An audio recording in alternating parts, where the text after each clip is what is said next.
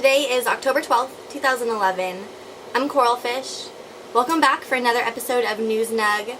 We've been smoking on some Jilly Bean. I hope you have a bowl packed and ready. Before we get into the story, I'm just going to have to take another hit.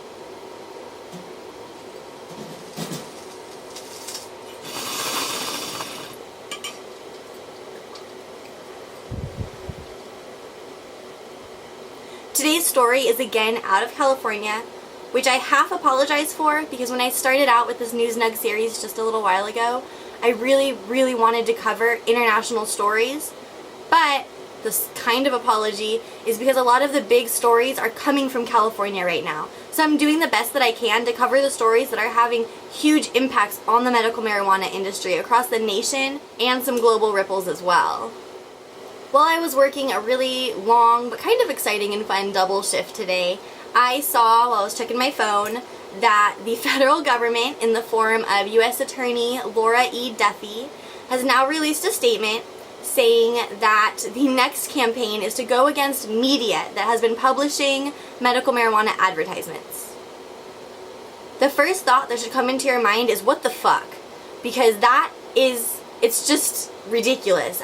Just the headline that the federal government is going to go after newspapers and magazines that publish medical marijuana ads, that's what we're spending our money on, doesn't make sense to me at all.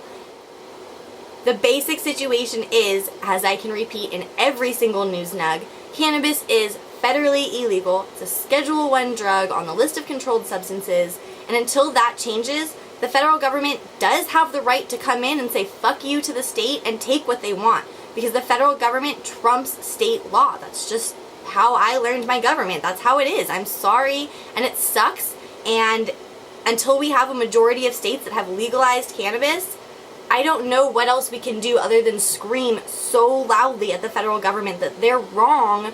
They will see that they're wrong eventually, and we will be the ones here to tell them.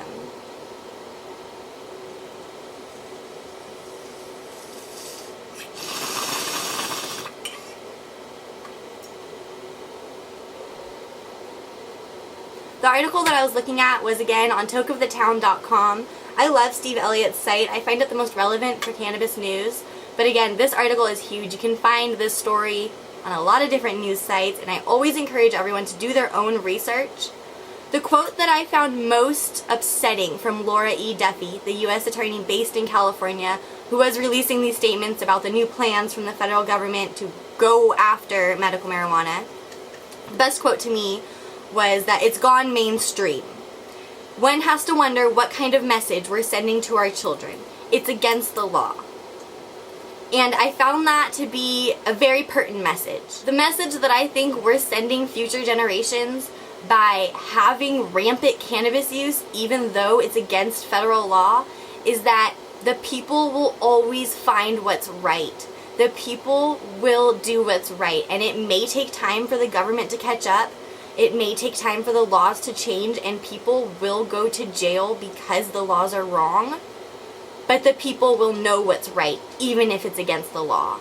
I'm not ashamed to send that message to children, that the law is not always right, that you really have to question who wrote the law and why is it in place, what did they benefit from writing that law. To just accept that cannabis is illegal in your state is not enough. You need to do something. You need to go to the NORML website. You need to go to Toke Up. You need to educate yourself on how hard the battle is for a lot of people. People are dedicating their lives to legalizing cannabis, and it's just not enough still. The federal government hasn't been listening, and I just encourage everyone to do their part. Toke up and be really loud that you do.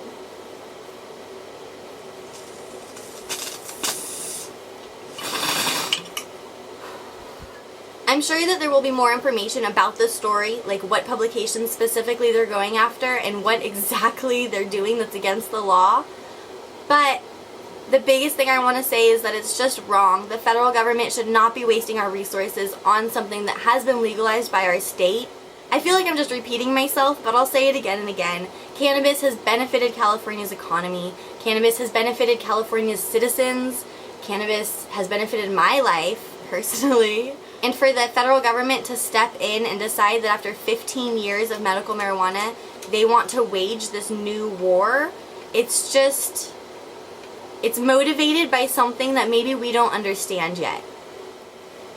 I'm gonna pack another bowl and really quickly and super briefly go over one big conspiracy theory. Potheads are kind of known for having a lot of conspiracy theories about, you know, why weed's illegal or who the man is and why they're keeping them down. But I think this international front against cannabis that seems to be going on with, you know, the Netherlands ruling against 15% or more cannabis, that'll be coming up in the news NUG soon, and the US government's war against medical cannabis, I think it's big pharmaceutical companies, and I think a lot of people would agree with that. Big pharma can't make money off cannabis because anyone can grow it. And they don't make money off cannabis, and I think they're mad. I don't exactly know how we can stop something so big, but I just know that we will. And it's up to you, and it's up to me to keep smoking, stay high, stay passionate, and just keep reading the news, you guys. Big things are going on in the cannabis industry right now. Big things are going on in the cannabis revolution. It's not just an industry, it's a way of life. It's people's lives. I know my channel has become a lot more political lately, and I know that not everyone is interested in that, but I just feel like I can't be quiet anymore.